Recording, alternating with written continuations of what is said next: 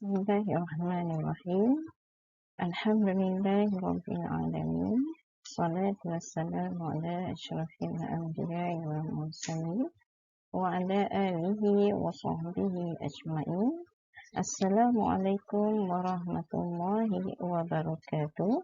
Saya Rasidah binti Mak Nur, Jabatan Pengajian Am Politeknik Kota Baru, Malaysia.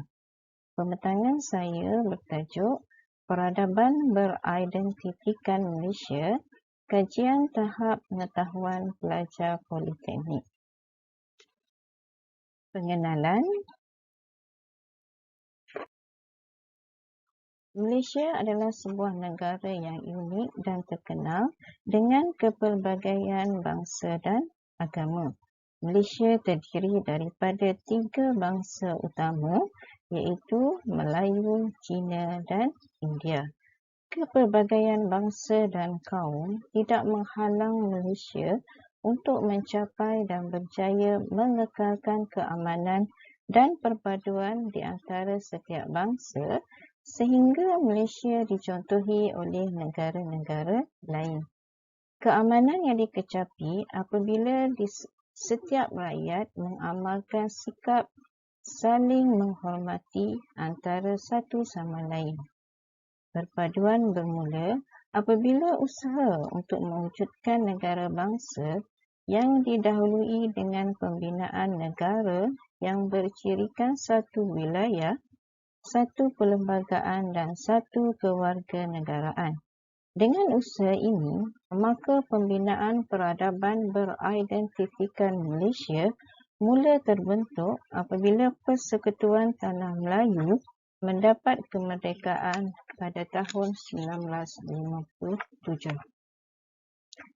Pada ketika ini, negara telah mewujudkan sistem birokrasi seperti Pelan Pembangunan 5 tahun dan pembangunan ekonomi melalui pembinaan negara.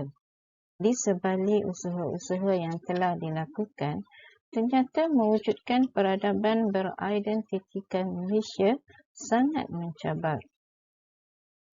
Oleh itu, dengan kajian yang dijalankan, kita dapat mengkaji lebih mendalam tahap peradaban beridentifikan Malaysia pada zaman sekarang.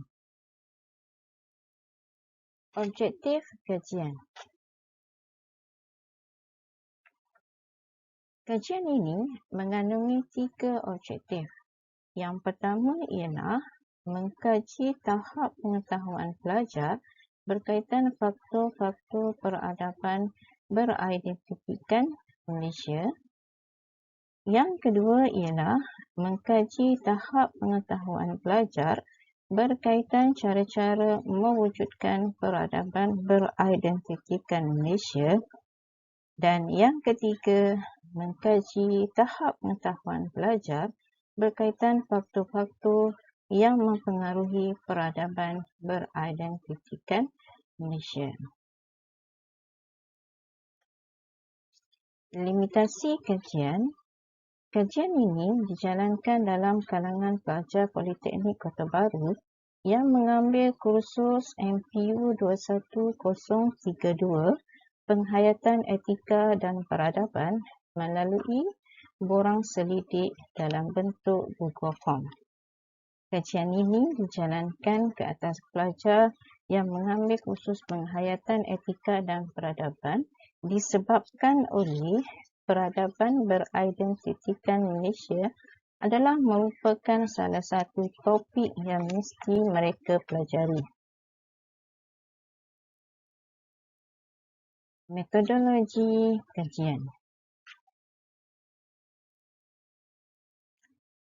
Kajian ini adalah merupakan kajian kuantitatif menggunakan kaedah tinjauan survey dan dianalisa secara deskriptif menggunakan perisian SPSS.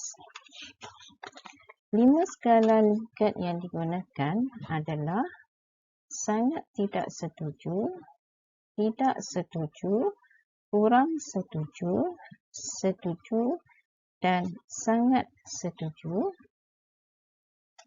tahap kebolehpercayaan instrumen adalah antara 0.861 hingga 0.919,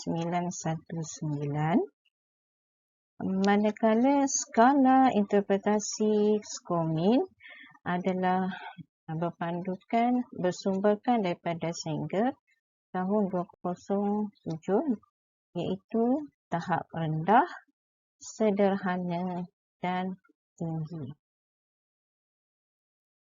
Dapatan kajian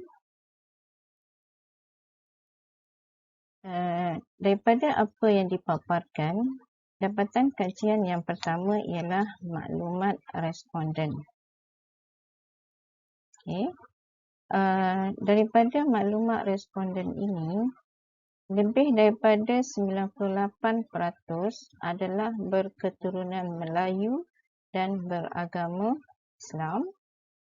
45.8% adalah lelaki, 54.2% adalah perempuan, manakala di Politeknik terdapat 4 jabatan, iaitu Jabatan Kejuruteraan Awam, Jabatan Kejuruteraan Elektrik, Jabatan Kejuruteraan Mekanikal dan Jabatan Perdagangan, di mana Jabatan Kejuruteraan Awam respondennya adalah 10.4%, Jabatan Kejuruteraan Elektrik ialah 21.9%,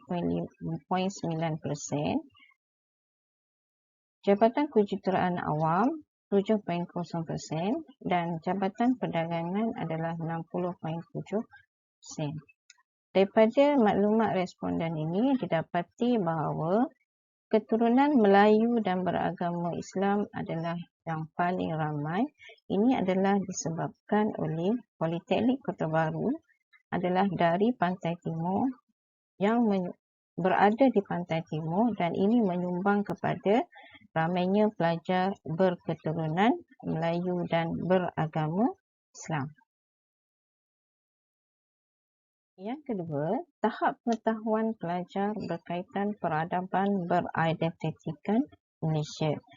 Daripada segi faktor-faktor peradaban beridentitikan Malaysia, hasil kajian mendapati secara keseluruhan tahap pengetahuan pelajar adalah pada tahap tinggi, iaitu Scomin 4.62, sisihan piawai adalah 0.52. Yang kedua ialah cara-cara mewujudkan peradaban beridentitikan Malaysia.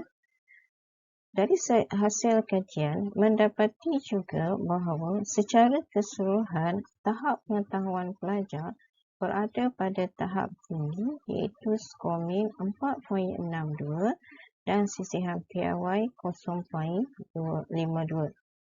Dan yang ketiga ialah kesan-kesan peradaban beridentitikan Malaysia juga mendapati bahawa secara keseluruhan tahap pengetahuan pelajar berada pada tahap tinggi, iaitu 4.59 dan sisihan piawai adalah 0.55.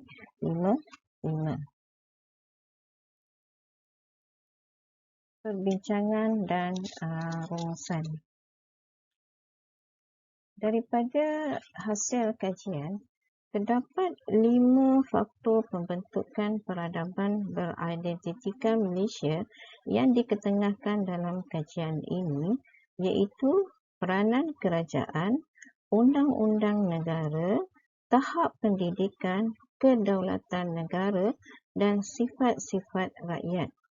Kebanyakan responden sangat bersetuju bahawa faktor berikut mendorong kepada pembentukan peradaban Malaysia. Kerajaan dikatakan sebagai salah satu faktor, memandangkan kerajaan merupakan badan yang bertanggungjawab membentuk sesebuah negara dalam pelbagai aspek. Kemudian undang-undang memainkan peranan yang penting dalam mewujudkan masyarakat yang harmoni. Ini dibuktikan apabila Malaysia menguatkuasakan undang-undang Sebarang salah laku masyarakat dapat dibendung dan secara tidak langsung membawa kepada peningkatan nilai sosial masyarakat. Tahap pendidikan dikatakan menjadi salah satu faktor kerana untuk menjadi sebuah negara maju, Malaysia perlu melahirkan modal insan yang berpengetahuan, perwatakan rakyat yang sinonim dengan peribahasa bagai awu dengan tebing, teguh dan bersatu padu, amat membantu dalam memantapkan lagi proses pembinaan tamadun bangsa Malaysia. Kedaulatan negara merupakan faktor terpenting dalam kajian ini kerana keempat-empat faktor di atas adalah berdasarkan kedaulatan negara. Kemudian, cara-cara mewujudkan peradaban beridentitikan Malaysia. Terdapat 5 cara yang disebutkan dalam kajian ini, iaitu yang pertama, menyemai sifat beradab dalam kalangan masyarakat Malaysia. Yang kedua, menaik taraf sistem pendidikan di Malaysia. Yang ketiga, rakyat perlu berpegang teguh kepada prinsip rukun negara.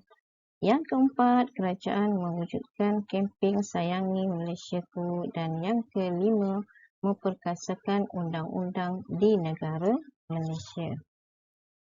Seterusnya adalah kesan-kesan peradaban beridentitikan Malaysia.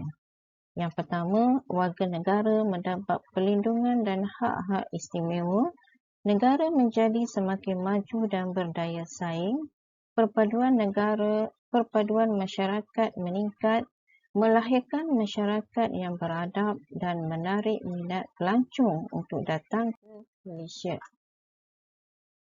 Pengetahuan pelajar berkaitan faktor-faktor, cara-cara mewujudkan dan faktor-faktor yang mempengaruhi peradaban beridentitikan Malaysia adalah pada tahap tinggi. Namun, adakah pelajar bersedia untuk tinggal bersama di asrama, menjalankan aktiviti sukan yang sama satu kumpulan, bahasa pertuturan bahasa Melayu dan sebagainya, memerlukan satu kajian yang lain, yang lebih terperinci. Kesimpulan, perpaduan kaum dalam kalangan masyarakat merupakan salah satu faktor terpenting dalam membentuk sebuah negara yang aman dan harmoni. Dalam merealisasikan peradaban beridentitikan Malaysia, terdapat beberapa aspek yang kita perlu ambil tahu dan diberikan perhatian agar Malaysia dapat terus membangun dengan maju tanpa digugat oleh anasir-anasir luar.